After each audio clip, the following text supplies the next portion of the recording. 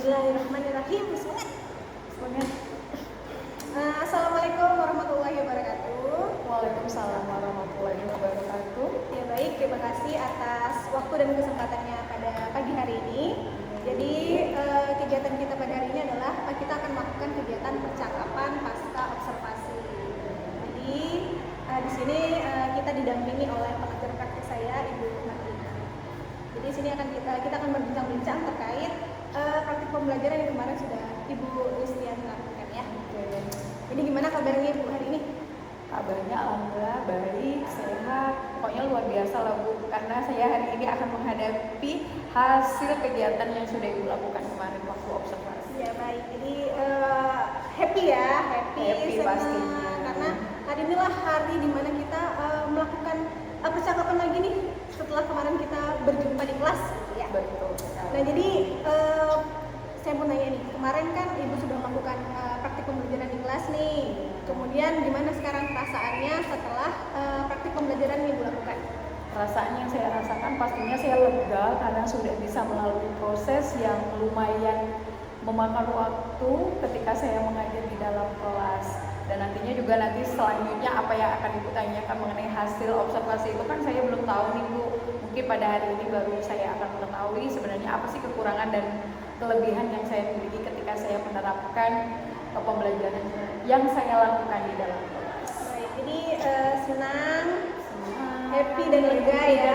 Gaplong lah intinya ya, gitu. beban yang saya rasakan kemarin tuh karena belum puas kan hasilnya seperti apa, apakah sudah sesuai dengan harapan atau keinginan yang sebenarnya yang saya harus lakukan sebagai seorang pengajar di dalam kelas atau sebaliknya.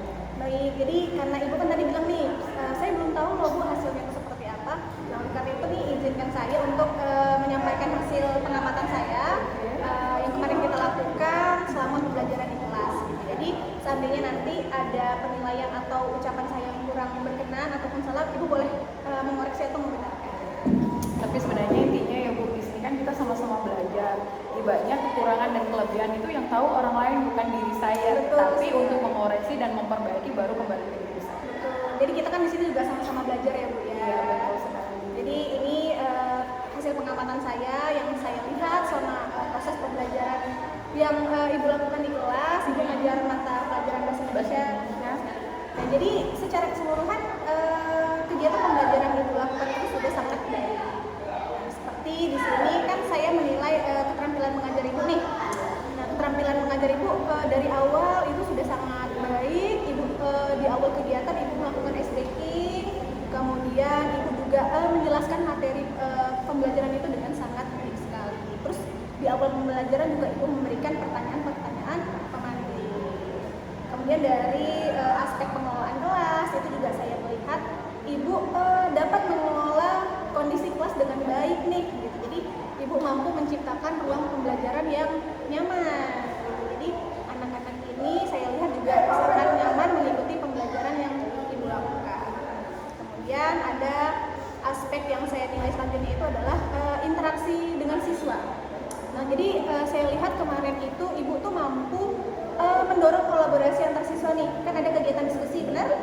Ya, jadi kegiatan diskusi kelompok itu saya melihat Ibu benar-benar dapat mendorong kolaborasi di antara siswa A dan siswa B. Jadi siswa juga jadinya termotivasi untuk aktif dalam pembelajaran.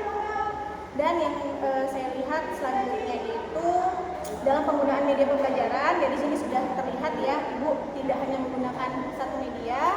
Ibu ada media gambar kemarin, kemudian ada video juga seperti itu ya. Cuman sedikit catatan dari saya, mungkin hal yang perlu diperkuat lagi itu ketika penerapan budaya positif. Jadi ketika Ibu mengingatkan siswa dalam kesepakatan kelas yang sudah dibuat seperti itu mungkin akan bisa ditingkatkan lagi untuk ke depannya. Gimana hasil pengamatan saya? Ibu ada yang mau disangka atau ada yang ingin disampaikan? Kalau menurut saya sih cukup, cuman hanya saja memang untuk penerapan budaya positif di sini di dalam hal kesepakatan kelas. Kemarin kami sudah membuat kesepakatan kelas, cuman pada dasarnya ya namanya kita kita belajar dengan waktu yang sudah ditentukan, itu seolah-olah itu budaya positif yang sudah saya terapkan ke siswa pada akhirnya ada yang terrealisasi dan ada yang tidak terrealisasi. Tapi untuk kedepannya itu akan lebih saya tekankan lagi mengenai budaya positif di dalam hal kesepakatan kelas agar proses belajar mengajar berjalan dengan lancar dan anak-anak pun ibaratnya antusias, fokus di dalam pembelajaran. Jadi memang Ibu juga sudah menyadari bahwa memang dalam penerapan budaya positif itu lebih ditingkatkan lagi. Nah, jadi apa nih yang hal-hal yang kira-kira menyenangkan selama proses pembelajaran yang Ibu lakukan nih?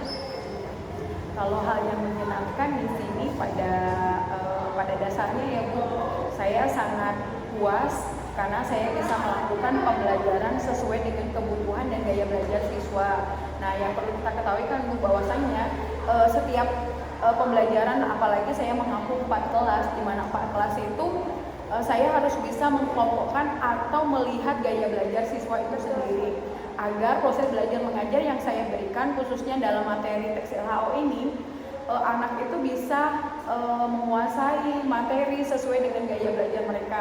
Misalnya di dalam kegiatan pembagian kelompok di situ kan Bu, saya membagi beberapa kelompok, khususnya 3 kelompok. Ada yang saya berdasarkan pemetaan yang saya lakukan. Ada anak itu sukanya dengan gaya belajar visual, jadi saya akan membagi kelompok itu berdasarkan anak-anak yang suka belajar visual, lalu audio ataupun kinestik itu sendiri. Jadi Ibu merasa senang karena Ibu dapat memenuhi kebutuhan belajar yang dibutuhkan oleh siswa. Iya. Nah, kemudian dari kegiatan pembelajaran yang Ibu lakukan, apakah tujuan pembelajaran yang Ibu susun, yang Ibu fokuskan itu sudah tercapai? Alhamdulillah sih sudah tercapai, karena di mana anak itu kan sudah paham ternyata materi yang saya berikan itu. Misalnya mereka dapat mengidentifikasi, mereka dapat memahami apa itu pengertian dari teks LHO itu sendiri. Lalu mereka juga bisa mempraktekkan, membuat teks laporan hasil observasi berdasarkan pengalaman yang mereka rasakan. Di situ kan terlihat ternyata apa materi yang saya sampaikan secara tidak langsung anak itu bisa mempraktekkan dan bisa mengikuti apa yang kita harapkan berdasarkan materi yang kita berikan. Ya, berarti secara umum, secara keseluruhan ya tujuan pembelajaran itu sudah tercapai. Seperti itu ya. Nah, kan tujuan pembelajaran Ibu sudah tercapai, kemudian Ibu juga sudah berusaha untuk memenuhi kebutuhan-kebutuhan belajar siswa. Nah, kira-kira masih ada nggak kesulitan-kesulitan yang Ibu hadapi ketika praktik pembelajaran? Mungkin kesulitannya di sini tadi Bu, ketika saya membagi kelompok menjadi 3 kelompok, di mana ada kelompok yang visual, audio ataupun kinestik tadi kan, mungkin itu akan terjadi kecemburuan sosial di antara kelompok yang ada yang saya bentuk tadi. Misalnya kalau dalam bentuk audio, saya menyuruh atau meminta dari beberapa kelompok tersebut membawa media seperti handphone. Nah, di situ mungkin akan kelompok lain juga, kok saya tidak diberikan kesempatan untuk membawa handphone juga, kok saya disuruhnya dengan menggunakan misalkan teks, atau saya menggunakan dengan metode menggambar atau bergerak. Itu kan akhirnya akan timbul sesuatu yang memang mengakibatkan anak itu, kalau bisa saya mau seperti kelompok yang pertama itu. Nah, itu menjadi tantangan buat saya yang nantinya juga harus berbagi adil untuk pertemuan-pertemuan selanjutnya. Ya, jadi memang anak itu berpikir mungkin ketika dikasih handphone, oh ini kesempatan buat main, Iya, padahal tujuannya lain. Jadi itulah menjadi kesulitan itu.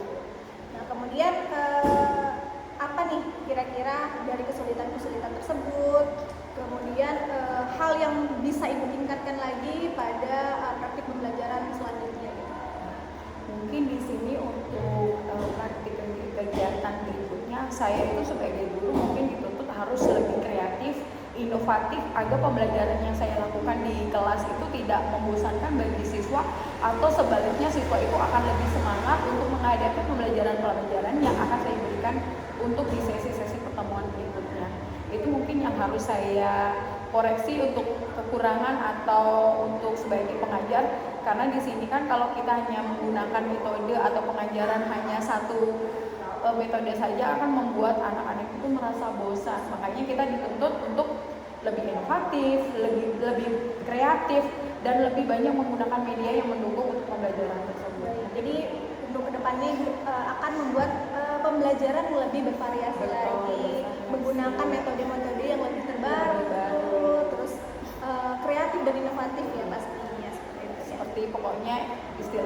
dari KHD ya Bu, kita harus mengikuti perkembangan zaman dan kebutuhan siswa itu sendiri. Baik, nah ini sebagai pertanyaan terakhir dari saya nih. Oke. Dari semua yang telah Ibu lakukan, Ibu juga sudah memahami kelemahan saya di mana ketika praktik pembelajaran, kelebihan juga Ibu sudah memahami gitu ya atas praktik pembelajaran yang Ibu lakukan. Nah kira-kira tindak lanjut ke depannya itu seperti apa? Apa yang Ibu lakukan untuk ke depannya seperti itu? Oke, mungkin tindak lanjut yang harus saya lakukan pada intinya mungkin saya akan lebih baik lagi dalam mengajar, lalu banyak mencari informasi yang terbaru, harus bisa memahami juga kebutuhan siswa dalam belajar itu sebenarnya maunya seperti apa, dan yang pastinya saya harus bisa berbagi praktik baik kepada rekan sejawat. Kenapa itu harus saya lakukan? Karena ini adalah ilmu yang sangat penting untuk mereka yang tidak tahu menjadi tahu, sehingga nanti proses pembelajaran yang diharapkan di dalam kelas itu bisa tercapai, dan anak-anak yang nantinya kita harapkan untuk menjadi sumber daya manusia yang unggul, mereka sudah kita siapkan dari sekarang. Baik, terima kasih. Jadi sudah sangat tergambar sekali dan saya sudah sangat senang mendengarnya bahwa Ibu akan melakukan salah satunya itu adalah melakukan berbagi praktik. Jadi mungkin kita bisa melakukan berbagi praktik di lingkungan sekolah dulu nih, Iyalah, gitu ya kan? dalam bentuk pombel ya, Betul karena kan sekali. setiap hari Sabtu kita kan melakukan pertemuan. Di sesi-sesi itulah kita saatnya untuk saling berbagi dan pastinya juga berkolaborasi. Dengan adanya kolaborasi yang baik, maka kita juga akan sejalan dengan ide dan pemikiran yang kita harapkan. Baik, terima kasih. Semoga tindak lanjut yang Ibu rancang itu bisa berjalan sesuai dengan apa yang kita harapkan. Kemudian pembelajaran yang dilakukan ke depannya juga semakin baik, anak-anak juga semakin termotivasi dalam kegiatan pembelajaran. Ya, saya harap seperti itu ya Bu. Intinya demi pendidikan Indonesia yang maju, maka kita harus tergerak terlebih dahulu. Tanpa kita tergerak, kita hanya akan berandai-andai saja. Betul sekali. Wah, ini luar biasa sekali percakapan pasca observasi kita pada hari ini. Jadi Ibu juga sangat menginspirasi. Jadi sukses terus buat Ibu ke depannya, sukses juga buat kita semua, dan semoga pembelajaran kita lakukan itu lebih bermakna lagi, lebih baik lagi. Mungkin itu saja percakapan kita pada sesi ini. Kita akan bertemu pada sesi selanjutnya, mungkin kita bisa bertemu kembali. Terlebih dan kurang saya mohon maaf. Wassalamualaikum warahmatullahi wabarakatuh. Waalaikumsalam warahmatullahi wabarakatuh.